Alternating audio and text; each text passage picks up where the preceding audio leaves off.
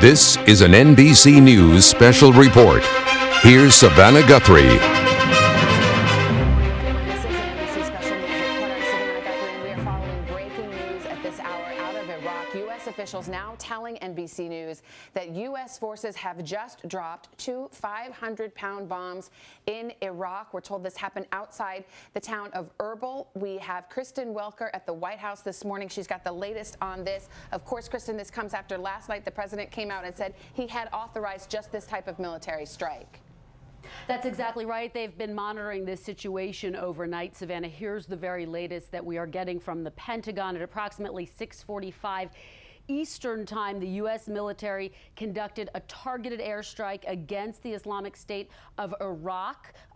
Two F-18 aircraft dropped 500-pound laser-guided bombs on a mobile artillery piece near Erbil. Now, ISIL was using this artillery to shell Kurdish forces defending Erbil, where U.S. personnel are located. I was just speaking to a senior administration official, Savannah, who said they've been monitoring this situation overnight, trying to monitor the movement of these extremist ISIS forces they were holding overnight. The concern was that they would start moving toward Erbil, where we have a U.S. consulate. So presumably the decision was made that they had continued to move toward Erbil, and that is presumably why this strike was ordered. Okay, Savannah? Chris, stand by there at the White House. I want to get over to Mick at the Pentagon, hear what you are hearing about these strikes. And to be clear, Jim, there's two different things. There's the U.S. protecting this U.S. presence that now is in Erbil. I think it's almost 100 personnel, U.S. personnel, but also trying to shore up the Kurds, who, of course, have been quite an ally inside Iraq for this country.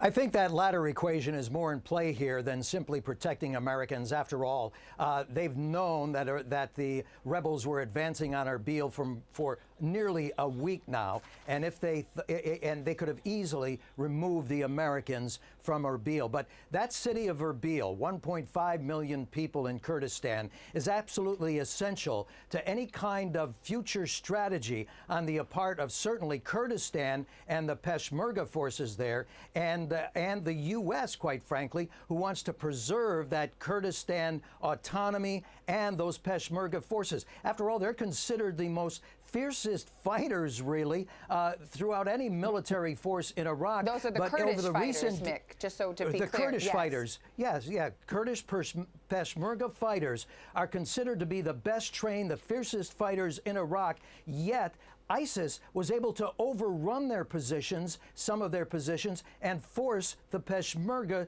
to retreat. That raised huge alarm bells here in the Pentagon that this was a much more serious situation than they had figured before. And so the humanitarian airdrops last night grabbed all the headlines, but all the focus for the Pentagon was on stopping that ISIS advance right there at Erbil. Mick, we'll have you stand by at your post. I want to turn back to Kristen Welker at the White House. It was clear, and it has been clear for months now, Kristen, that this president has no appetite to get involved in Iraq militarily, but in some ways, I guess he feels his hand was forced at this moment.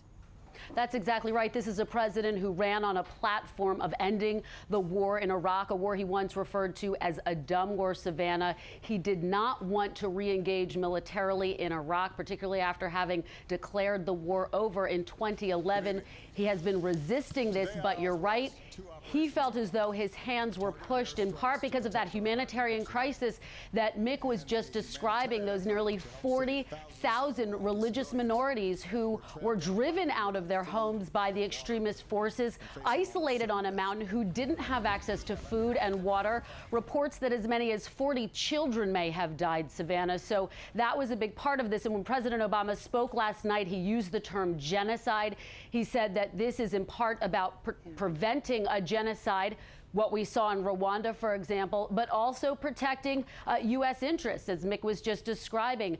The fact that the Kurdish forces were not able to stand up against the extremists as they continued to move on into northern Iraq. Savannah? Kristen Welker at the White House, Jim McLeshevsky at the Pentagon. And just to recap, it's not just a humanitarian assignment anymore. Two F-18s, Navy F-18s, dropping two 500-pound bombs on ISIS enemy forces inside Iraq this morning. We're going to have a lot more on this on NBCNews.com. Tonight on 9 a.m. Turning back to today, others do the local program.